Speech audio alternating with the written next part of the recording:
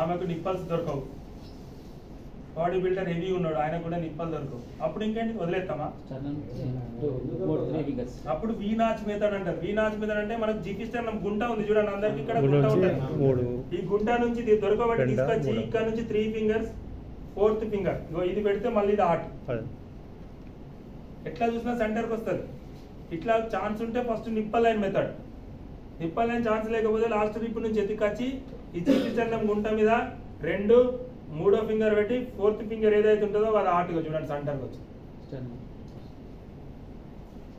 ఓకేనా? ఈ విధంగా మనం హార్ట్ను లొకేట్ చేసి ఫ్లోర్ మీదనే చేయాలి, ఫ్లోర్ మీద చేయాలి, అఫీషియల్ గా చేయాలి. ఫర్ ఎగ్జాంపుల్ మనం ఫుల్ రిచ్ సింగరేట్ ఎంప్లాయీస్ 1.5 శాలరీ వస్తుంది, ఫుల్ రిచ్, మన నాన్నమ్మ అమ్మ మొత్తం కార్లాన్ పర్పుల్ లాగా పడుకోబెడతాం. చెప్తాను ఎగ్జాంపుల్ రిచెస్ట్ కిడ్ అంటే అది కూడా చెప్తా, ఆఫ్టర్ చెప్తా.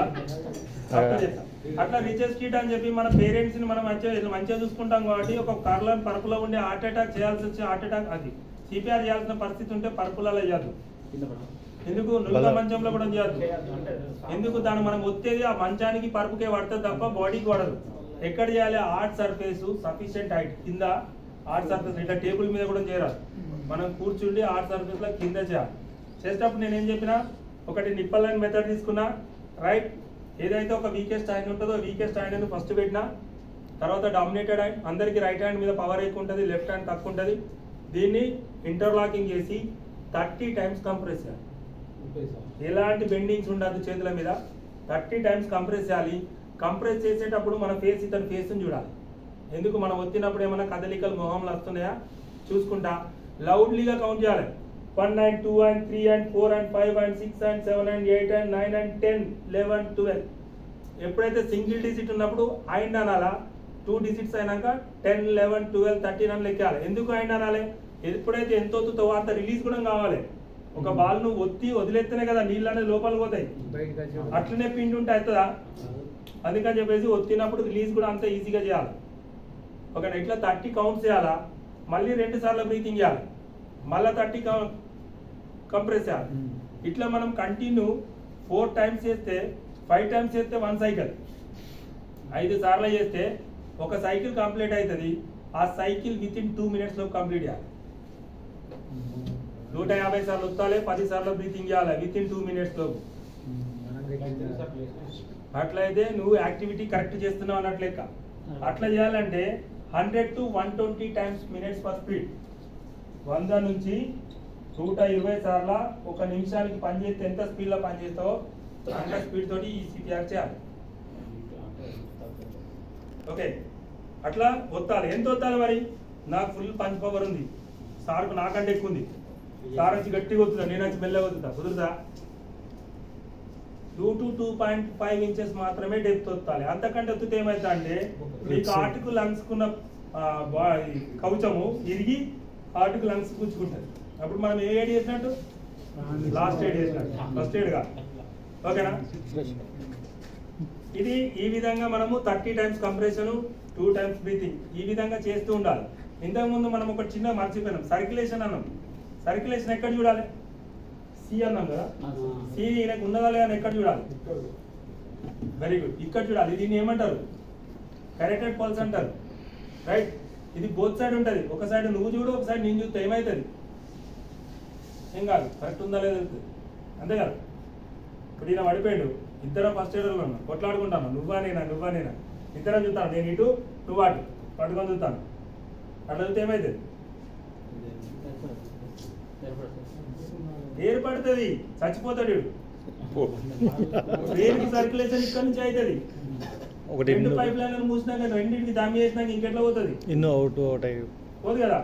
అందుకని చెప్పి ఒక సైడే చూడాలి, 2 సైడ్లో చూడద్దు. పల్స్ 2 సైడ్లు ఉంటుంది.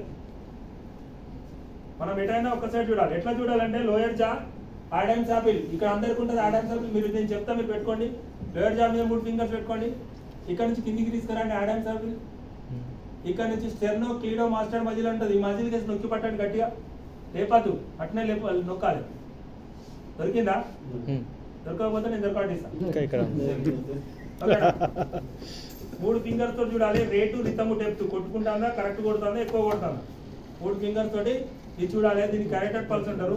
ఈ పల్స్ ఎందుకు చూడాలి? డాక్టర్ ఇది చూస్తాడుగా. మన బాడీలో 105 ఇట్లాంటివి చూసే ప్లేస్లు ఉన్నాయి. 105 ప్లేసెస్. దాని పల్స్ చూసేది ఏంటంటే 105 ప్లేసెస్ ఉంటాయి, కానీ మనకు దొరకవు. 3-4 దొరుకుతాయి. ఒకటి కరెక్టెడ్ పల్స్ దొరుకుతుంది, ఇక్కడ రేడియల్ పల్స్ చూస్తారు, ఇక్కడ మన ఇన్న చూస్తాడు ఫీమరల్ పల్స్, ఇక్కడ యాక్సిలర్ పల్స్ చూస్తారు, ఇక్కడ బ్రేచల్ పల్స్ చూస్తారు. ఏ పల్స్ అన్నా కానీ అన్కాన్షియస్ పర్సన్ మాత్రం ఇక్కడే చూడాలి. ఎందుకు? కనబడతానే చూడాలా? మన హార్ట్కి ఒక మంచి గోల్డెన్ గుణం ఉంది. మన దాంట్లో 6 లీటర్స్ బ్లడ్ ఉందని చెప్పినా కదా. 6 లీటర్స్ 2 కాళ్ళు కట్టాయి 4 లీటర్లు ఏందనుకో, ఆ ఉన్న 2 లీటర్లు కూడా ఎక్కడికి పంపిస్తుంది తెలుసా? బ్రెయిన్ పంపిస్తుంది. మనం చెప్పినా చెప్పకుండా బ్రెయిన్కే పంపుతుంది. ఎందుకు? నేను బతకాలంటే ఇది బతకాలని చెప్పి మీదికి పంపుతుంది. అందుకని చెప్పి ప్రతి వీకెస్ట్ పర్సన్ కూడా పల్స్ ఇక్కడ దొరుకుతాయి, కరెక్టెడ్ పల్స్. ఓకేనా?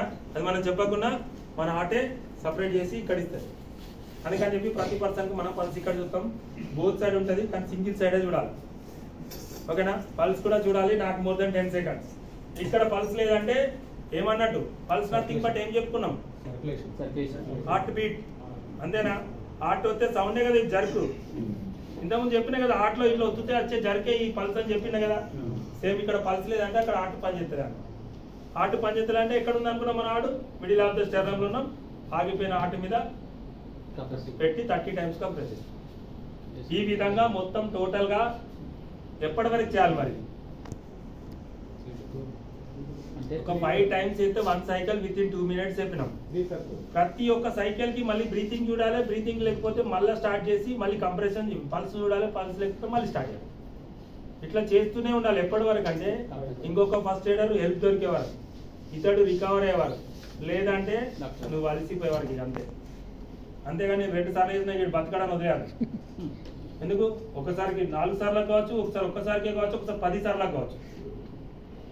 ఓకేనా? ప్రయత్నం చేయాలి. ఇంతకుముందు ఇప్పుడు నేను చెప్పిన మన హార్ట్ మీద పవర్ ఉంటుంది.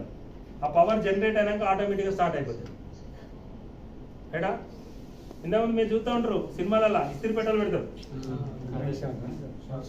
ఓకే, దాన్ని డీఫిబ్రిలేషన్ అంటారు. ఒక ప్యాడ్స్ పెట్టి దాని మీద జనరేట్ చేసి హీట్ జనరేట్ చేసి పెడతారు. అట్లనే సేమ్ సార్ దగ్గర ఒకటి ఏఈడి కిట్ ఉంది.